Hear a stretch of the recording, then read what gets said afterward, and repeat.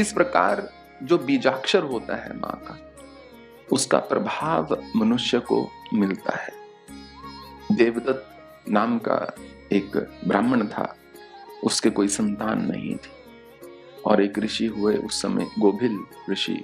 उन्होंने ऋत्विक बनाकर उनको घर बुलाया कि आप संतति प्राप्ति के लिए मेरे यहाँ यज्ञ कर दीजिए। उन्होंने यज्ञ जब आरंभ किया तो श्वास लेने के लिए वो बीच में रुक जाते थे, जिससे कि उनका स्वर टूट जाता था। वेदोच्चारण में, विशेषतः साम वेद में स्वरों की बहुत महत्वता है। जिसने वेद पाठ औपचारिक ढंग से शिक्षा ली हो, वो यदि किसी ऐसे व्यक्ति को सुने जो स्वरों को उतना ध्यान नहीं दे रहा, जैसे कि मैं स्वरों की ओर नहीं जाता ज्यादा, तो उसे सहन ना हो, उसको लगेगा ये सब गलत हो रहा है। तो देवदत्त खुद ब्राह्मण था, वेद पाठी था, उसने उस ऋषि को सुना, बोला बड़े बेवकूफ हो, ये कैसा मंत्रोच्चारण कर रहे हो, सारे स्वर इधर उधर हुए पड़े हैं। और उनकी जो सबके सामने उनसे कटु वचन बोलने शुरू कर दिए। तो ऋषि ने कहा, अरे श्वास लेने के लिए बीच में मुझे रुकना पड़ता है भाई, मेरी उम्र हो गई है, मैं 30 वर्ष का नहीं हूं, तो तुमने बुलाकर मेरा अपमान किया है, जाओ तुम्हारा पुत्र होगा महामूर्ख होगा, छठ होगा, जड़ बुद्धि होगा। तो देवदत्त को थोड़ा अकल टिकाने लगती है। वो कहते हैं, क्षमा कर दीजिए, मैं थोड़ा क्रोध में बह गया था, मेरी ऐसी कोई भावना नहीं थी आपसे ऐसा कहने की, कृपया अपने शब्दों को वापस ले लीजिए। बहुत अनुनय विनय करने के बाद ऋषि मुनि वो ऋषिवर उससे बोलते हैं कि पहले वो मूढ़ ही होगा, बाद में चलकर विद्वान हो जाएगा। अब वो वाक्य में ही बहुत ही इतना मूर्ख निकलता है कि कोई चीज उसको समझ में नहीं आती जब बच्चा पैदा हो जाता है। सब जगह सब लोग उसकी हंसी उड़ाते हैं, उसका मजाक करते हैं, उसका व्यंग, उस पर व्यंग कसते हैं, तो वो चुप रहना शुरू कर देता है। और घर वालों ने भी उसका नाम रख दिया था तथ्य, अर्थात जिसमें कोई तथ्य ही नहीं है। तो एक दिन अपने माता पिता का भी सुन सुनकर वो दुखी होकर चला जाता है कि मैं जा रहा हूं। जंगल में पर्णकुटी एक डाल लेता है, पत्तों की कुटिया डाल के वहां पर वो चला जाता है और संकल्प ले लेता है कि मैं यदि कुछ बोलूंगा जीवन में तो सत्य ही बोलूंगा। इसमें एक बड़ा ही सुंदर रहस्य है जो कथा खत्म होने पर आपको पता चलेगा कि मैं जब बोलूंगा सत्य ही बोलूंगा। इतना अधिक वो सब उसको धीरे धीरे उसकी ख्याति जो है फैलने लगते हैं, तो उसका नाम पड़ जाता है पहले सत्य तपा, कि ये सत्य का तप कर रहा है। करते करते 14 वर्ष बीत जाते हैं और उसका नाम पड़ जाता है सत्यव्रत, कि वास्तव में ही इस व्यक्ति ने सत्य का व्रत लिया हुआ है। कम बोलता है परंतु जो भी बोलता है सत्य बोलता है। तो एक बार वो अपनी कुटिया में बाहर बैठा, एक जैसे कहते हैं ध्यान में बैठा होता है, चुप बैठा होता है, क्योंकि जीवन में पढ़ा लिखा नहीं होता, ना उसको ना कोई मंत्र आता है, ना किसी प्रकार का तंत्र विज्ञान, ना यंत्र विज्ञान, ना जप, ना आराधना। उसको केवल 2 ही चीजें आती हैं, चुप रहना और सत्य बोलना। कुछ दूर एक व्याध खोज करता हुआ शिकार की एक सूअर उसको मिल जाता है, उसके बाण लगा देता है। सूअर जो है भागा भागा इसके पास आ जाता है। अब ये देखता है कि सूअर के शरीर में से रक्त जो है बह रहा है।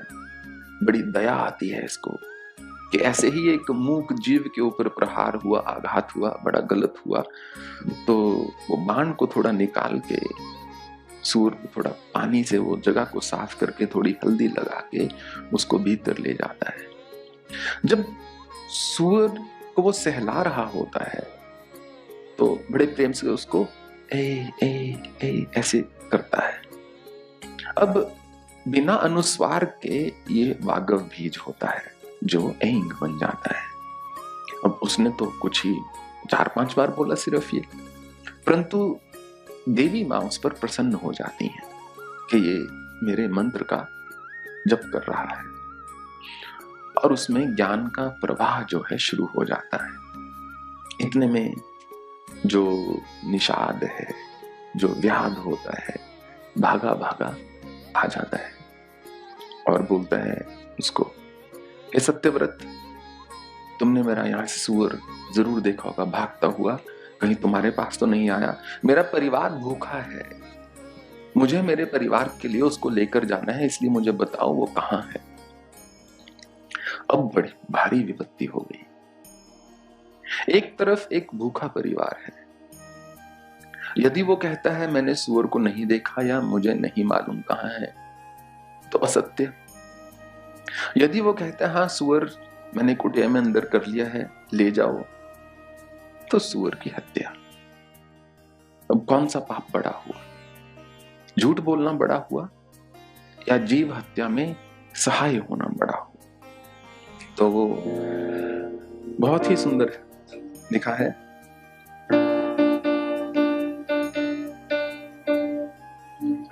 उवाच द्विजो व्याधं सम्मुखस्थं धनुर्धरम् सत्यकामस्तु धर्मात्मा शलोकं नेकं दयापरम् या पश्यति नासा ब्रूते या ब्रूते सा न पश्यति अहो व्याध स्वकार्यर्थिं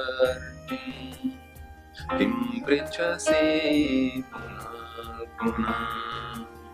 तमुवाच द्विजो व्याधम् सम्मुखस्थं धनुर्धरम्, जो सामने धनुर्धर वो व्याध खड़ा है उसके लिए सत्य कामस्तु धर्मात्मा श्लोकम एकम दयापरः, दया के भाव में एक ही श्लोक में ये जो धर्मात्मा है सत्यव्रत, इसने उत्तर दे दिया।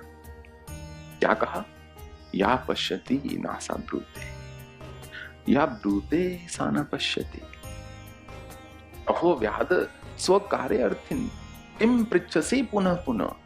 क्यों अपने स्वार्थ में रत होकर व्याध मुझे बार बार एक ही प्रश्न किए जा रहे हो? क्या तुम नहीं जानते?